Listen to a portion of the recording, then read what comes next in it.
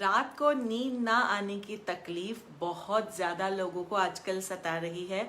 अब कोविड के चलते हमारे एंजाइटी लेवल्स काफ़ी ज़्यादा हो गए हैं और हम घर ही घर पर रह रहे हैं, जबकि हालांकि अब थोड़ा ऑफिस तो सब खुलने लग गया है, पर फिर भी हम दिन भर ज़्यादातर घर पर ही है। और नींद ना आने से हमारी काफ़ी लोगों की जो तबीयत है, हमारी हेल्थ जो है वो ख़राब हो रही है।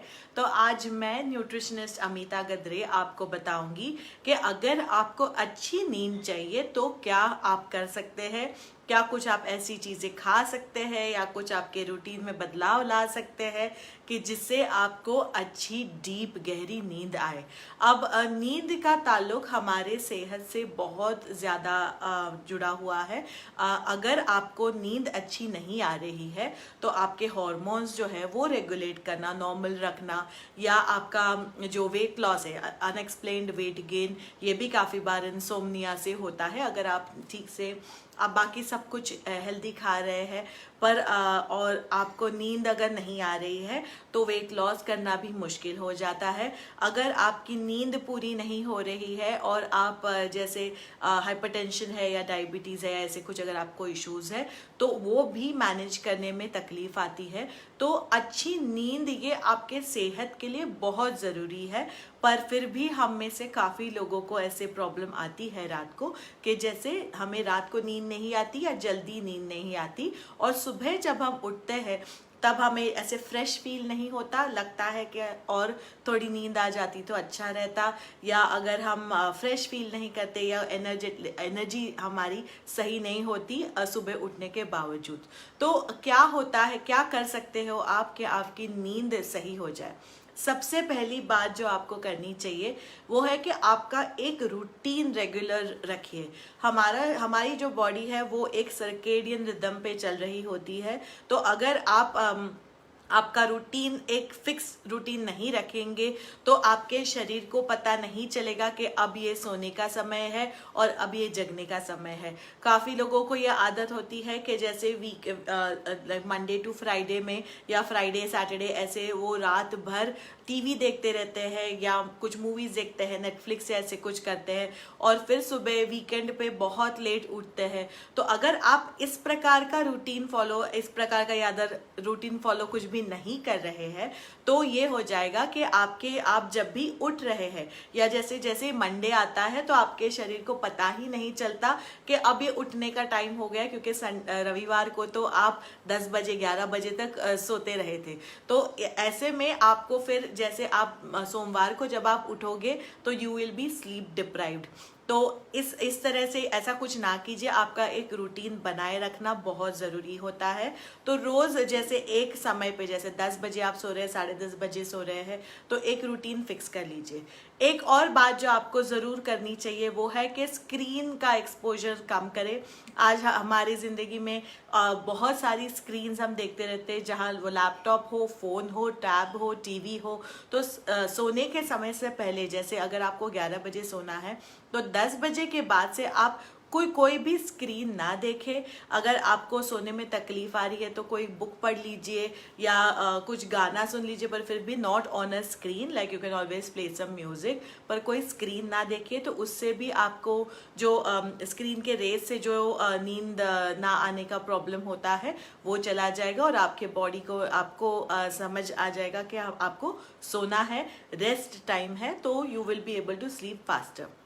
एक और चीज़ जो है वो काफ़ी लोग ये कर लेते हैं कि वर्कआउट जो है, दिन भर में अगर आप कुछ भी एक्सरसाइज नहीं कर रहे हो, हमारा लाइफ अगर सेडेंट्री है, कंप्यूटर के सामने ही बैठे हुए हैं, तब भी आपको सोने में दिक्कत होगी। सो प्लीज़ इंश्योर कि आप सही मायने में कुछ तो एटलीस्ट कम से कम 20 से 25 मिनट तक का वर्कआउट रोज़ करें, ताकि आपकी नींद जो है वो इम्प्रूव हो जाए और आपको जल्दी नींद आए। जो बहुत रेगुलरली वर्कआउट कर रहे होते हैं और उनको भी अगर नींद का प्रॉब्लम आ रहा है तो आपके वर्कआउट का समय बदल के देखिए। काफ़ी लोग बहुत देर से वर्कआउट करते हैं, जैसे 8 बजे 9 बजे या 7 बजे के बाद जो भी वर्कआउट्स करते हैं, तो उनका एड्रेनलिन नाम का जो हार्मोन होता है वो बहुत हाई रहता है और उससे उनको जो दूसरे स्लीप हार्मोन्स होते हैं या कामिंग पीस इंड्यूसिंग हार्मोन्स जो होते हैं जैसे सेरोटोनिन और मेलेटोनिन, तो वो जो हमारे शरीर में है उसका प्रमाण कम हो जाता है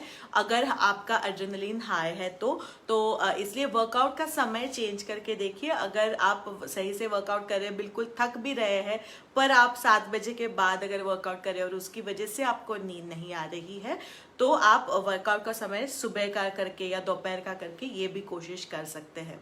अब एक और पॉइंट ये है कि आपके डाइट में और या नींद जो हमें आती है वो मेलेटोनिन, सेरोटोनिन और मैग्नीशियम, इसकी वजह से हमें अच्छी नींद आती है। तो अगर इसकी डेफिशिएंसी है या अगर ये आपके शरीर में बनने का प्रमाण कम है या आपके डाइट में मैग्नीशियम कम है, फिर भी आपको नींद आने में दिक्कत आएगी। अब ये सेरोटोनिन, मेलेटोनिन और मैग्नीशियम ये आपको किस में से मिलता है, कौन से फूड प्रोडक्ट्स में से मिलता है, ये आप आज एक समझ लीजिए। So the foods to eat are almonds, walnuts मतलब बादाम, वॉलनट्स खाने हैं, अखरोट जो होते हैं वो, kiwi has also been shown to be useful in helping people sleep. Cherry juice के भी एक्सपेरिमेंट्स हुए, तो चेरी जूस अगर आप 4 बजे या 5 बजे आप पी लेंगे, टार्ट चेरी जूस जो होता है, तो उससे भी काफ़ी लोगों को नींद आने में मदद होती है। डेयरी प्रोडक्ट्स जो होते हैं, जो मतलब दूध ले लिया, वो जो पुरानी ये आदत रही है या पहले करते थे कि बच्चों को सोने से पहले रात में आधा कप या 1 कप वार्म मिल्क दे देते थे, दूध दे देते थे, तो उससे उनको अच्छी नींद आती है। ये हम अडल्ट के लिए भी लागू रहता है। तो अगर आप रात को दूध भी पिएंगे, थोड़ा सा ज़्यादा नहीं, ये नहीं कि इतना ज़्यादा दूध पी लिया कि उससे आपको वॉशरूम जाने के लिए उठना पड़े, पर थोड़ा दूध भी अगर आप रात को पिएंगे तो उससे भी आपको अच्छी नींद आएगी। केले में भी काफ़ी ज़्यादा मैग्नीशियम होता है, तो वो भी अगर आप शाम को अगर खाएंगे केला तो उससे भी आपको नींद आने में मदद रहेगी। और एक और चीज़ जो आप सब खा सकते हैं रात को वो है चावल। सॉरी, सफ़ेद चावल जो है वो खाने से आपको रात को अच्छी गहरी नींद आ सकती है। तो आपके डिनर में चावल का इस्तेमाल आप कर सकते हैं अगर आपको नींद अच्छे से नहीं आती है तो, ठीक है। तो आज मैं न्यूट्रिशनिस्ट अमिता, मैंने आपको बताया कि नींद अच्छी आने के लिए आप क्या कर सकते हैं। मेरे न्यूट्रिशन प्रोग्राम्स अगर आपको ज्वाइन करने हैं तो amitagatre.com पर ज़रूर जाइए। धन्यवाद।